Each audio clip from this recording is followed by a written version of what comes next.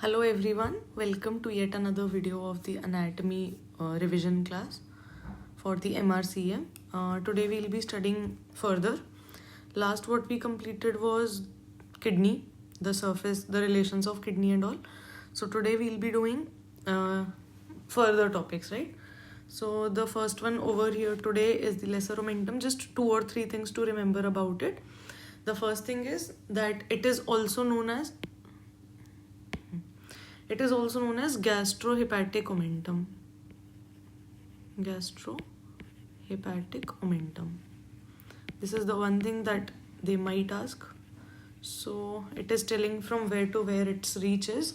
So its reaches from the stomach to the liver to D1 also. First part of the duodenum, right? So which part of stomach? It is obviously the lesser curvature, because in the greater curvature there is the greater omentum. So basically this lesser omentum, it starts from the liver and it's up till the lesser curvature of the stomach, and also attaches to the first part of the duodenum, right? This is all that we need to know. It is divided into main ligaments, hepatogastric and hepatoduodenal, obviously. So it forms 2 ligaments, hepatogastric ligament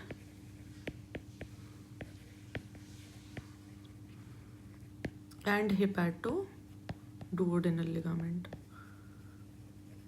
Duodenal ligament. This is all about it. Next topic is the liver lobes anatomy, okay? See, super easy. From anterior side, from the anterior side, the liver lobes are divided into 2 parts, the right lobe, the left lobe. By which part? By the falciform ligament. Anteriorly, the liver has 2 lobes, the right lobe, the left lobe, which is divided by the falciform ligament. But when we come posteriorly, it is divided into 4 lobes. Okay, which are these? We have the right lobe and the left lobe as usual, but then there are 2 more lobes, quadrate lobe and caudate lobe. Okay, so caudate lobe is the upper one, which is in between what? In between the venous ligament and the inferior vena cava. I hope it is easy to understand. And the quadrate lobe, where is it? It is between the round ligament and the common bile duct. So 4 lobes posteriorly, anteriorly 2 lobes. This is all about it. Anything else? I don't think so. That is all. Then Cantlie's line. Just one more thing that we need to know. Cantlie's line. What is Cantlie's line? Is it visible here? This one is the Cantlie's line, if I may. Like this. It extends from where to where? It is between the IVC and the gallbladder fossa. So superiorly there is the IVC, inferiorly there is the gallbladder fossa, and the line which joins both of them is known as the Cantlie's line.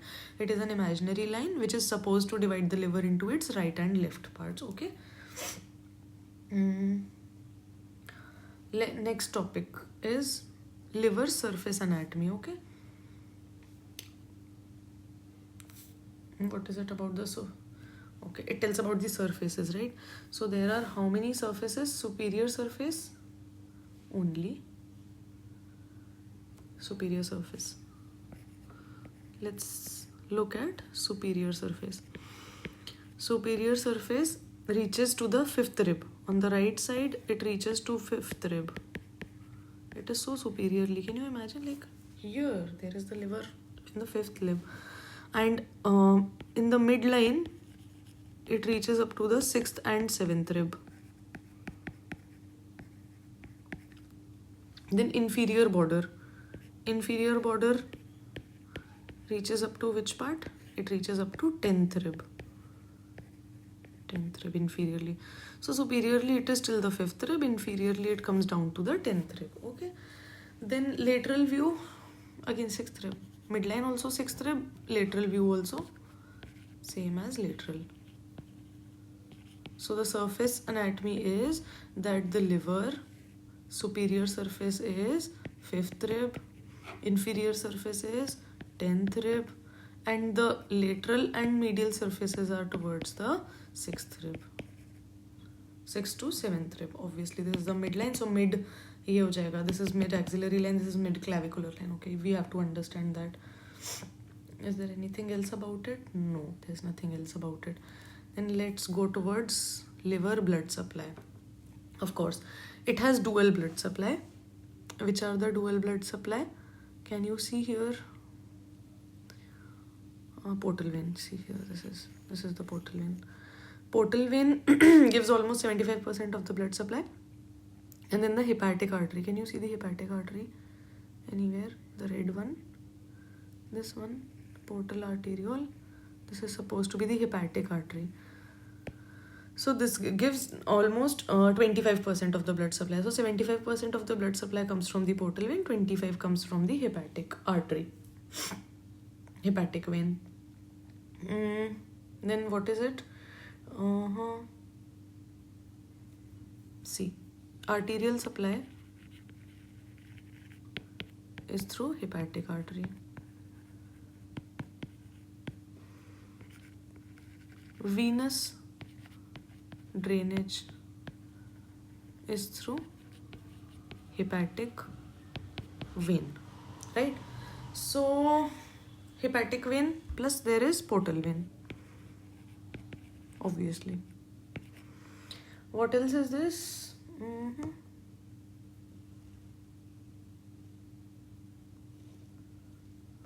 think that is all about it.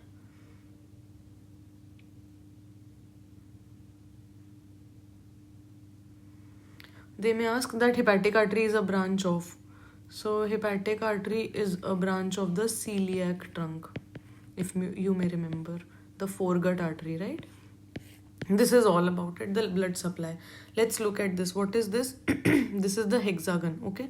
This is the functional unit of liver, that is the hepatocyte. It is in a six-sided hexagon. So see, 1, 2, 3, 4, 5 and 6. This is how it is. There is a central vein, then there are, the portal vein gives rise to it, and then there are sinusoids, right? So see what happens is, let's see, portal vein, this is the portal vein, these are the portal veins which are on the sides, these are the portal veins. What do portal veins do? Portal veins will open over here, hepatocytes will clean the blood, and then this blood drains into the central vein, and then central vein will go to the hepatic vein, and that will take it to the inferior vena cava. Why is this important? See, whatever we are eating, any toxic product, anything that gets inside the body, from the intestine, it is directly taken to the portal vein, and from the portal vein, it directly enters into the liver, and from the liver, then it gets detoxified, and after that, it reaches the hepatic vein, and from hepatic vein, it gets into the inferior vena cava, and then to the entire body. So it is kind of a protective mechanism of our body, that any toxic substance does not directly enter into the body. It first gets entered into the liver, and later on it goes there. So the portal part is, let me change colors, green. The portal vein wala part is the parts and at the corners, okay? And then the portal is this one, hepatic vein is this one. See, I'll tell you again. Let's make it here. See, this is the liver hepatocyte. Blood is coming from portal vein. So portal vein divides into its branches, and this is how portal vein is arranged in a hepatocyte. So it will give its blood inside into the hepatocyte. Please take all the blood, please detox it, and whatever you want to do, please do about it. What does the hepatocyte do? It takes the blood, it detoxifies it. It does not oxygenate, obviously. It is also deoxygenated blood. The hepatic vein blood is also deoxygenated blood. There is nothing new. What it does, it takes the blood, it takes all the blood, detoxifies it, and then it forms another vein. And this vein is going to be the hepatic vein. I hope it makes sense now. This is it. Now next is the lymphatic drainage, obviously. See, I honestly, while I was preparing for my NEET PG exam, I never really gave much importance to the lymphatic drainage of the liver. I never really thought about it that, yeah, liver might also be having its own lymphatic drainage or something like that. But when I was preparing for this MRCEM, that time I came across that the entire body lymph production, out of which almost 30% of lymph is produced by the liver itself. So it is such a huge amount. So liver produces large amount of lymph, almost 1/3, 1/2 of total body lymph. It leaves the liver and enters several lymph nodes in porta hepatis. So see what happens is, from the liver, the lymph goes into porta hepatis. Porta hepatis goes into the celiac lymph nodes. So whenever there is malignancy of the liver, which are the first lymph nodes which are seen, which are being observed? That is the celiac group of lymph nodes, which is near the esophagus. Few vessels pass from the bare area of liver through the diaphragm. Okay. This is about the lymphatic drainage. It produces a large amount of lymph, almost 1/3 of the entire body. So almost 30%. Then nerve supply. Nerve supply is parasympathetic, sympathetic. Sympathetic is from T1 to T12, entire thoracic. This is the sympathetic chain which supplies sympathetic nerve supply to the liver. Parasympathetic is through the vagus nerve, just like all other organs which receive their supply from the celiac trunk. All of them have their nerve supply as vagus nerve. Same way this also has its vagus nerve parasympathetic. Okay. Now these form the celiac plexus. I just told you right now. That is all. Vagus nerve kaun sa wala hai? Anterior. Anterior is the left one. If you've attended the first lecture, there I've explained the abdominal esophagus. Over there I've explained that the anterior vagus is the left vagus and the posterior vagus is the right vagus. Now let's talk about the liver surfaces. Liver surfaces are diaphragmatic surface, visceral surface. There are two surfaces.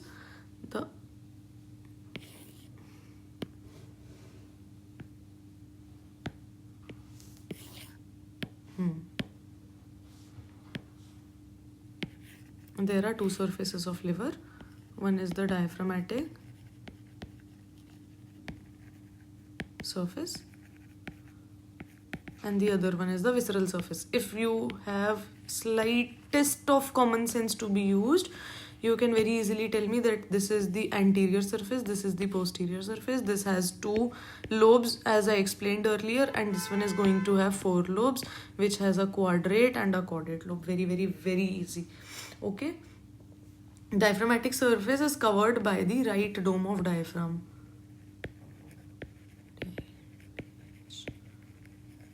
Is that okay? And then visceral surface, you know about it, the Cantlie line and everything I have told. Now let's talk about the lumbar plexus. The lumbar plexus, we need to know few nerves about the lumbar plexus. See, I told you that T1, T2, T3, T4, all of them gives rise to nerves, but those nerves are just known as the intercostal nerves. But the T12, the last nerve, I just told this in the last lecture, I think. So the last nerve that comes, it has been given a special name. The special name is subcostal nerve. If you remember the posterior relation of kidney, here also I've told this thing. Then let's talk about the L1. L1 gives rise to 2 branches. Which one? The iliohypogastric and ilioinguinal nerve. If you remember, these 3 were the posterior relation of kidney, both the kidneys. Then L1 and L2 gives rise to the genitofemoral nerve, out of which the genital branch of the genital femoral nerve is the content of inguinal canal, if you remember. Then let's see L2, L3, L4, L5. L2 to L5. This is what we have to see now. See, L2 and L3 is giving rise to LC and T, lateral cutaneous nerve of thigh. If you remember meralgia paresthetica, I told you about open hernioplasty surgery, lateral side of the thigh. Patient complains of pain over the lateral side of the thigh. Which nerve is entrapped? This is the LC and T. Then look at femoral nerve. Femoral nerve root is L2, L3 and L4. So L2 to L4 is the femoral nerve. Then the obturator nerve, it also has the same root value, L2 to L4. This is also obturator nerve. But if you are able to understand the difference, that anterior branches of L2 to L4 is obturator nerve, posterior branches is going to be the femoral nerve. Okay. Then L5 is the LS trunk. LS trunk. It is going to bring some more branches from the sacral plexus, and that's how it becomes the LS trunk. So iliohypogastric nerve, if the anterior abdominal wall I have explained, there are three muscles: external oblique, internal oblique, and transversus abdominis. I have explained that external oblique has only two nerve supply, but internal oblique and transversus abdominis has four nerve supply. Out of two are iliohypogastric and ilioinguinal. So basically it supplies internal and transversus abdominis. Okay. Then genitofemoral nerve. Genitofemoral nerve supplies which one? GF. Genitofemoral nerve supplies what? The genitals, obviously. So it is going to supply the cremaster muscle. Then lateral cutaneous nerve of thigh. Its name is saying it is a cutaneous nerve. It does not have any motor function. Then let's talk about the obturator nerve. Obturator nerve gives medial aspect of the leg, I mean the thigh.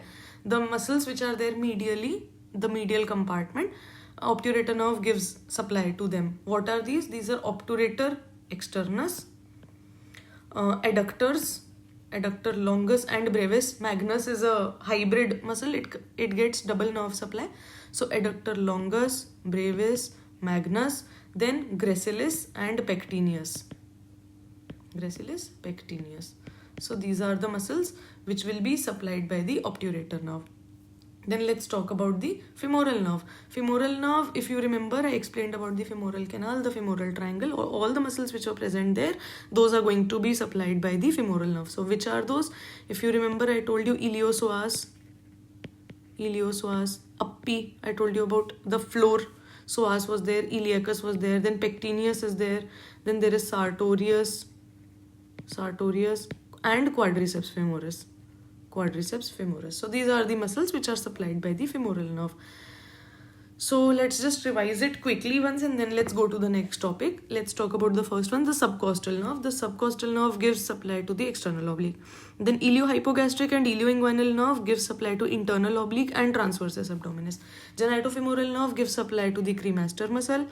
L2 and L3 forms the lateral cutaneous nerve of thigh, which does not have any motor function. L2 to L4 has femoral nerve. Femoral nerve gives nerve supply to the iliopsoas muscle, the pectineus, the sartorius and the quadratus femoris.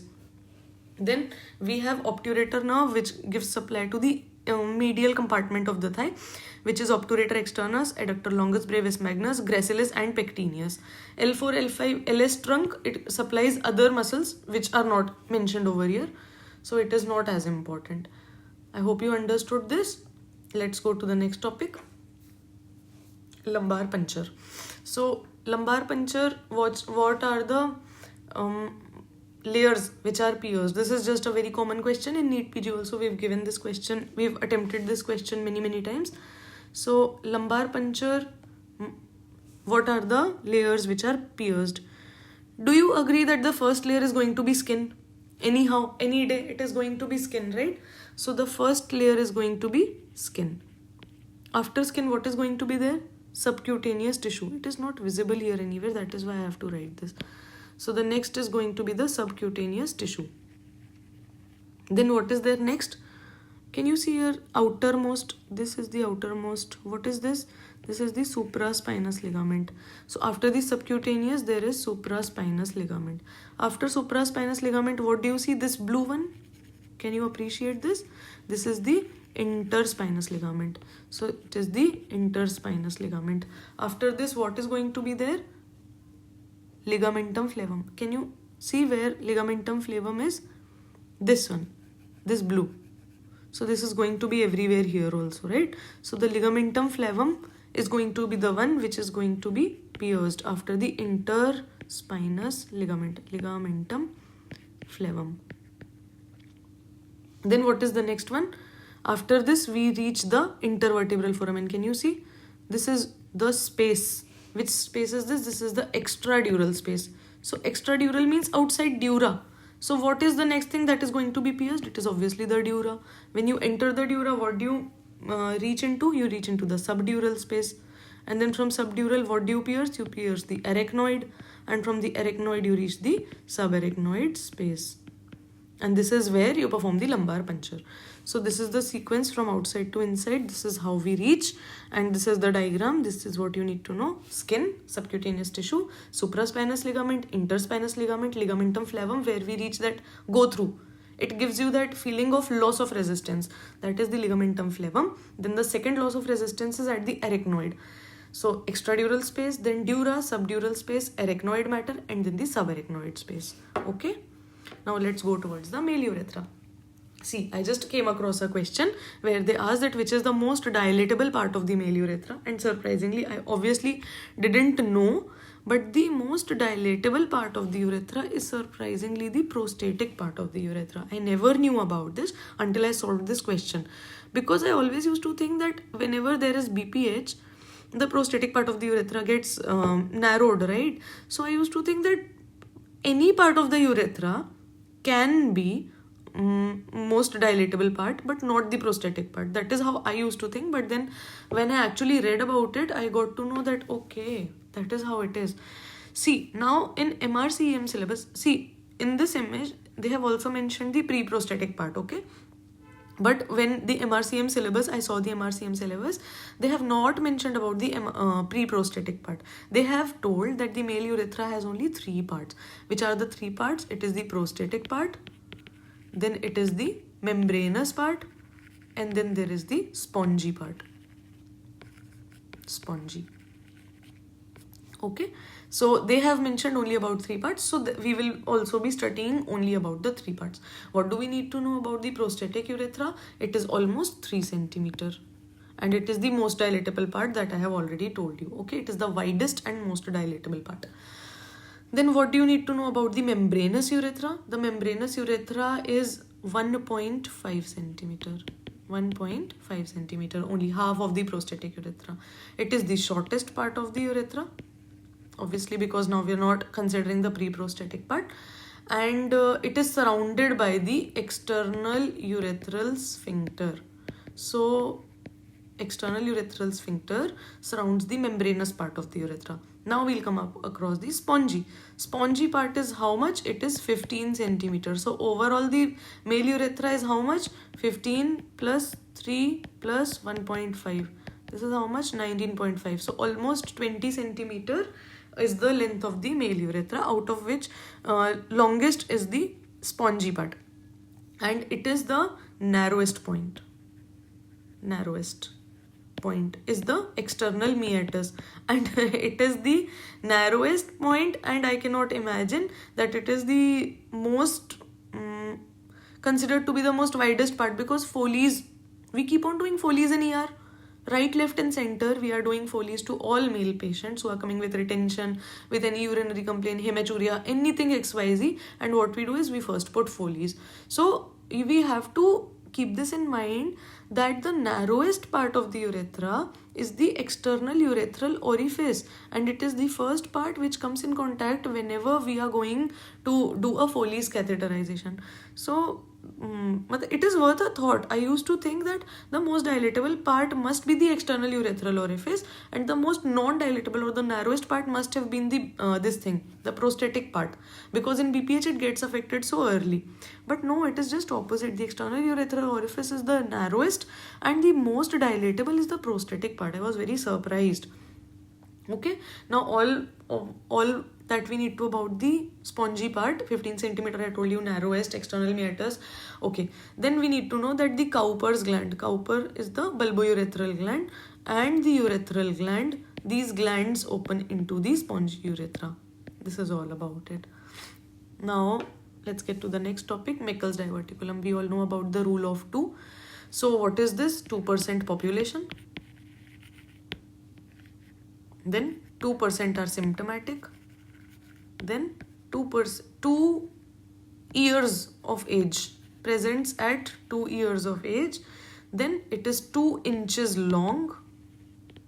Then it is 2 feet from the IC valve. IC valve. Do you understand? This is all. So normally what happens is the vitelo-intestinal duct, this closes normally in normal people like you and me, but sometimes there is some remnant of this vitelo-intestinal duct which shows up as a diverticulum. Normally it is asymptomatic. Sometimes it may have some mucosa, some abnormal mucosa, like it may have the gastric mucosa. What does gastric mucosa do? Gastric mucosa secretes acid. So there can be some kind of inflammation over here. There can be a development of some ulcers here. Why? Because in stomach we have a protective lining but not in intestine. Then it may have pancreatic mucosa over here. It may have some other abnormal mucosa due to which there can be symptoms. So those symptoms tell us that, oh, the patient might have Meckel's diverticulum. See, it is such a small diverticulum. Can you see? It is such a nice photo. See, this is the ileocecal valve here. Okay. So come back from here 2 feet, wherever you can come back to. Then somewhere you might find a small diverticulum like this, 2 inches. Just this much thin diverticulum. This is the Meckel's diverticulum. It usually doesn't get inflamed, but if it contains some abnormal mucosa, just like I have explained right now, it may get inflamed, and that is how it becomes symptomatic. This is all about the Meckel's diverticulum. Now let's get to the next topic. This is the ovary. Ovary, we know everything about it. We just need to revise once. What is the blood supply of ovary? The blood supply of ovary is the ovarian arteries. Ovarian arteries are direct branch of aorta. If you attended the last lecture, you will be able to know that the aorta gives its branch at L2 level, and I told you that we have 2 ovaries and 2 testes, so that's how we remember that L2 is the level where aorta gives lateral branches to the ovaries and the testes, ovarian and testicular artery.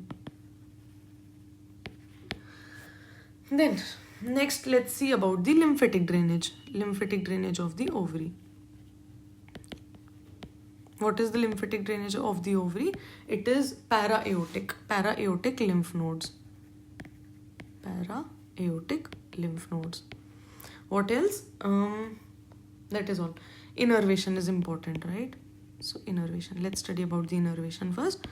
So innervation is from the ovarian and pelvic plexus. So you have to understand that the pain, there is pain and then there is parasympathetic supply.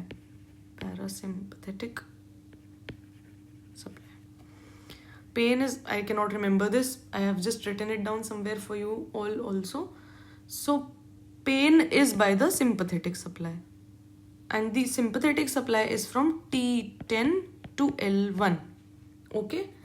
That is why sometimes what happens is this may radiate the pain at the level of T10, and T10 is the dermatome level of the umbilicus. So sometimes females might come with periumbilical pain, but it might be actually an ovarian torsion, right? So ovaries may radiate its pain to the umbilical region because of this nerve supply. Okay, parasympathetic is from S2 to S4.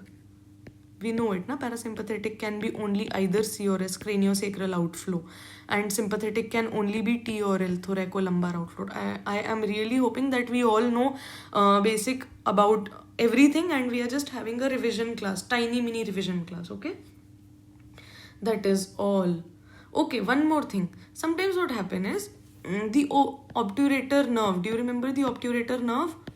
I right now told you about the this lumbosacral plexus. So from the lumbosacral plexus, it takes a branch which is the obturator nerve. This obturator nerve actually lies in very close proximity with the ovaries. So what happens is whenever there is irritation of the ovaries, there is inflammation or anything, torsion, anything XYZ, what happens is sometimes it may also involve the obturator nerve. So what happens is obturator nerve actually supplies the medial half of the thigh. I told you, right? Gracilis, pectineus, adductor longus, brevis magnus, if you remember. So what happens is sometimes the pain can be referred from ovaries to the medial aspect of upper thigh. So this can also be because of ovaries, right? So I think that is all for today. I'll take next later topics. We have pancreas, embryology of pancreas, pelvic ligaments, pelvic stability ligaments. There are many slides. I created almost, I think, 150 slides. This is the first presentation. I have another one. Let's see how much time I have, and that's how I will be preparing more classes. But let's see. I think just 1 or 2 more classes about anatomy, then we'll start with physiology, okay? So that is all for today. See you in the next class.